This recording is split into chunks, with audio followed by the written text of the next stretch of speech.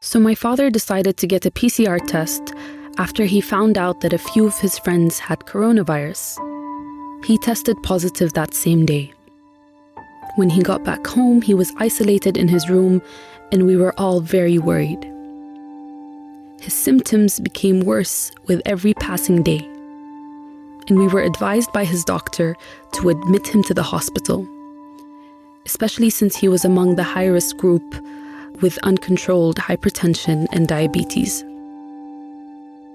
Soon after that, he was hospitalized and died a few days later. That same night, I suddenly felt very weak with high-grade fever, and I found myself crawling from the washroom to the bed. I realized that I needed to get tested as well. The following morning, I tested positive, and I continued to have a very high fever with bouts of cough.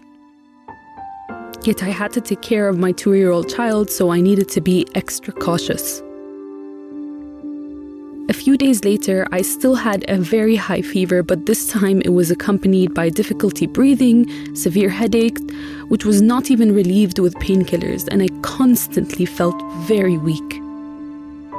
Alhamdulillah, my oxygen level was 94% and above, and I improved with time. But I was living in fear every day, especially when I lost my father so quickly and so suddenly. And I couldn't even see him or attend his funeral. I became more anxious with time, but alhamdulillah, on the 14th day I was almost fully recovered with only the loss of taste and smell.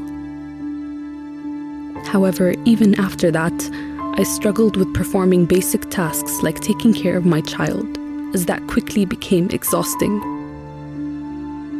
It was also a tough time for my husband, who was away for work and was worried because he was not able to provide any support. I miss my lovely father, and I never imagined experiencing such pain for myself or for any others. The virus is serious, so be serious.